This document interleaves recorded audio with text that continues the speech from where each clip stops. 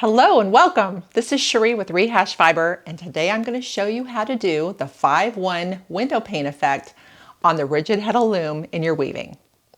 But before I show you how to do that, I just wanted to catch you guys up. For the regular viewers, there has not been a show for a while. I live in Florida and we did have 2 hurricanes to deal with, and then I had a few other things I was dealing with. So I was not able to make content or produce shows, but here we are. Hopefully back on track for a while. This is a wonderful effect on the rigid Heddle Loom. It is an 8-step process where you use a pattern stick. So we're going to jump right in and I'm going to show you how to do it right now. Here we are. I went ahead and have woven some of it so that you can see what it looks like in progress. I chose some leftover yarn that I had that I thought the colors were pretty. I've got a nice cotton that I used for the warp and a linen something blend for the weft. I just chose a width that I thought would be enjoyable. I kind of just was winging this one as I went. However, I do know a length that I like, so I went ahead with that. And what I do, this little tip for you, is I always keep a notebook in my weaving bag. And when I make something, I just jot down the length and the width. And that way, if I know I really like it in the end, I just make a little note that that worked out really great, and I can easily refer to this when I'm going to start weaving again. So this, I went ahead and just warped 105 inches. It's going to give me a nice long scarf for wrapping around a couple times or folding in half and pulling through, which is what I enjoy doing. So I wanted to do something different, and I wanted to just make this pop. And so that is why I went with the window pane effect, and it is called the 5-1 floats. Now, depending on the yarn you use, and if you use all the same color, it will look a little bit different, but as you see here, you can see how the window panes are popping out. I just think it's a whole lot of fun to create some variety in the scarves. Now you see here in the end, it's rather holey. It's okay. This will be used in the summertime. Just a nice little stylish scarf. All right, so I'm going to go ahead and turn this down, and I'm going to start you from the very beginning, from how you set up to do this window pane. Now, to make this pattern, the heddle is going to be in the down position. Only the slot threads are going to be picked up to make the pattern. So you see all the eye threads are down below. What you need to do is place a piece of paper in between so that you do not get confused on what you're picking up.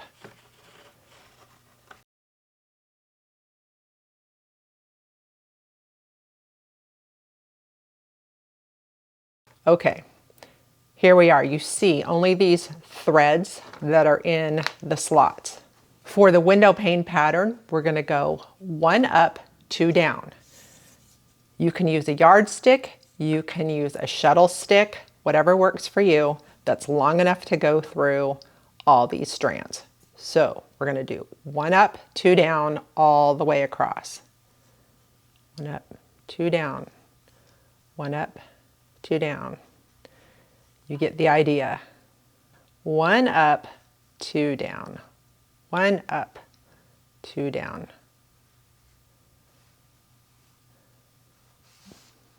Once you are there, take a look at it. Look at what's below, 1 up, 2 down, and double check yourself. This is your pattern stick now. It gets parked in the back. You can take your paper out. Right now, I'm going to show you on the screen here the 8 steps. I want you to go ahead and jot it down or take a screenshot so that you can refer to it. Then I'm going to run through how you do it here. But here are your 8 steps.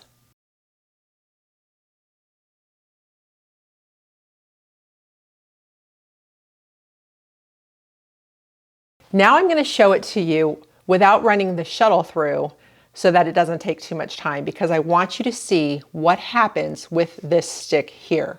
Okay, so this is the parked position. Just consider that neutral. We start with step number 1, and your heddle's in the up position as though just a normal day of weaving. All right, now your number 2 step is going to be shuttle is in the down position, but you bring your pattern stick forward and you tip it up. Do you see how it raises just these? Now what I've had to do because of just extra pressure, I kind of hold it here as I'm running the shuttle through. Okay, that's when it's going to start giving you the design.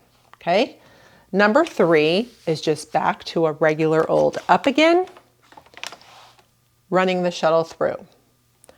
We're going to do a regular old down for step number 4, run the shuttle through. For number 5, now it gets tricky again. We use the pattern stick. Now we're in the up position. Bring the pattern stick forward and turn it up. Now you are working right through this shed right here. Okay, so that was number 5. Now, number 6, we are down, regular down. Number 7, we are up and pattern stick again. Bring it forward, tip it up. Do it wherever it works for you that will hold these strands in place. I found I could plop it up right there and it was working fine. Most of the time I say bring it close to the reed here, but whatever works, okay? So that was number 7. Now, step number 8 is down.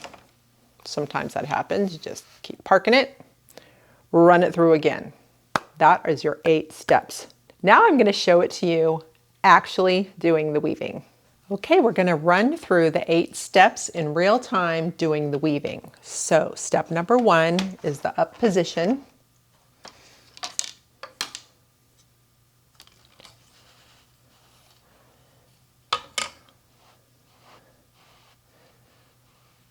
Now, depending on your yarn, normally you can tamp down with your reed here, but I can't. This yarn was getting very frayed, and early on in the project it broke. So I'm trying to keep as much tension and rubbing off of it as possible. So I use my pick each time. All right, that was step 1. Step 2, down position, pattern stick forward. Again, you see how it raises these. We are going to go right under these. Now, I can let it drop as soon as I've got them all. It's pretty cool. You can see how it does that. That's what creates your horizontal line in the window pane. Be mindful not to pull too tight so that you're not squeezing in on your scarf. A little bit happens naturally, as you can see. I'm trying very hard to keep it loose. It just happens. All right, step number 3, up.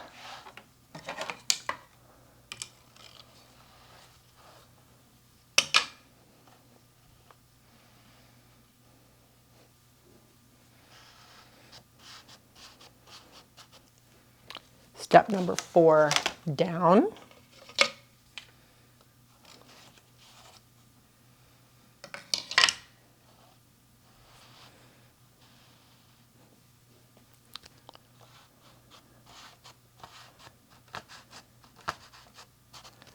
Step number 5, up position and pattern stick. This raises things differently so that you have your window pane verticals. Now, here's the thing I noticed early on. You always need to capture your outside strand. If I were to just go into the shed, it would be leaving this strand loose and then it would be dangling on the outside. So I just always remember, go ahead and capture it. That way this is wrapped around it and I don't have a loose dangling outer strand. Now I'm going to go into the shed as normal, right under all of those.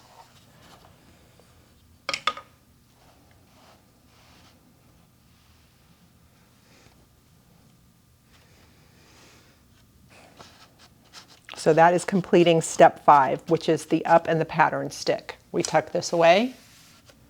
We do step 6, which is down.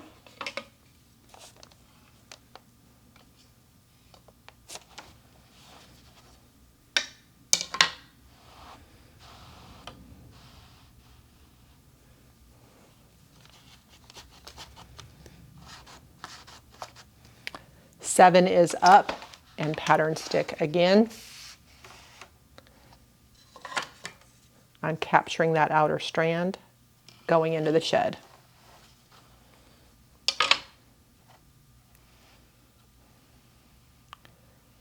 That is completing step 7. Step 8 is down. That is it.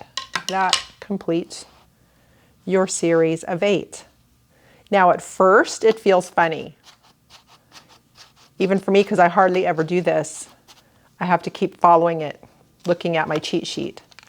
And then, like everything else in fiber art, it starts to get in you, and next thing you know, you don't have to look at anything, and you're just moving along, and it's really quite fun. So there you have it. That is your 5-1 window pane, and that's the look that I'm getting. I love these little raised yarns here. Very fun. All right, so you see those 8 steps. Now, what's interesting is when you first start out, I have to do this too, is I just have to remember and follow the steps that are written down. Then after a while, you get used to the steps, the pattern, the feeling, and the look on the loom to where you don't have to follow it step by step. You're just understanding what you're seeing and what you're doing. It's kind of neat how that all happens. Now, if you like the yarn that I used, I have to tell you, usually when I'm weaving now, I'm using yarn that I have left over from something else, or I take a combination of yarns because I like to use them up, and that really goes through some yarn. And it helps me be creative in that way. I mix and match, I try different things, and that is what I did here. So what I do need to do is apologize to the viewers who like to know the exact counts. I do have people in the comments ask me how much I used, and I do not know honestly, so I apologize. It is a little bit of yarn roulette, but often I know I'm working with enough that it's going to complete the job. I just haven't counted what was left. I start using it. So I do apologize for that. Let's call it the artistic process. Okay, so for this, I had a couple of partial skeins left. The colors in here are from the Barocco Vivo. I had some lovely cotton, so that was the warp. I just warped for the width and the length that I know I like my scarves to be. Now the weft, what I used was an unlabeled white, and it felt like it was a linen cottony type. So that is what I used for the weft. So you see here, this is mostly how I like to wear scarves. And what I had done is folded it in half this way. Then when that was folded in half, I folded it in half again, wrapped it around my neck, and pulled through, as you see here. So what it is it's nice and stylish. It shows off the pattern, and with it being cotton, not so hot, perfect for Florida. So a very, very fun project to do. Also, I like to do the fringe twist on the bottom with the fringe twister. Gives it a nice clean look, and there you have it. All right, so those who follow along or have seen a lot of the shows, I want to tell you that I'm going to be going in just a little bit of a different direction. I'm going to keep doing the shows where I show you what I'm touching and working on, and you'll see patterns in yarn like usual and other things. And when I get out for adventures, I'm going to keep showing you all of that. However, I have been moved to go back to the very basics to help the folks that have never touched yarn or worked with their hands and needles before and show them how to do it. Knitting, for me especially, is something I enjoy no matter what. When I'm happy or sad, upset, stressed, anything, it helps me feel better. It is that soothing feeling that I want to share with others. And it's almost, I feel like I have this special gift of yarn and needles with me wherever I go, because there's never a bored moment. In fact, it turns all moments into better moments. So I feel like I need to really share this with people. So that's where it's going to be going. Some of the shows are now going to be going back to the basics. I want to show people how they can get started and each step of the way, including helping them make their first project to the finished thing. And I had a wee bit of inspiration the other day. I'm going to share a little story with you. I took some yarn and needles to the memory care at assisted living, and I wanted to spend some time with the folks there. And I wanted to see who knew how to do it in the past and would want to just have these items again to work with. And I was curious if anybody could possibly pick it up at this point. So the answer to that is no, but the folks that have already done it in the past picked it up and just started going to town with their hands and the needles. And I was like, yes, because If you're like I am and you're doing something all the time, that's never going to go away. So that was really cool. But the side thing is that the 20-year-olds on the staff were super curious and super excited about what was going on. They were touching the yarn, they were holding the needles, they were pulling up YouTube videos. And I said, hey gals, when you're off duty, I will help you learn how to do this very soothing activity. So here we are. I'm also going to take it to rehashfiber videos so everybody can learn this.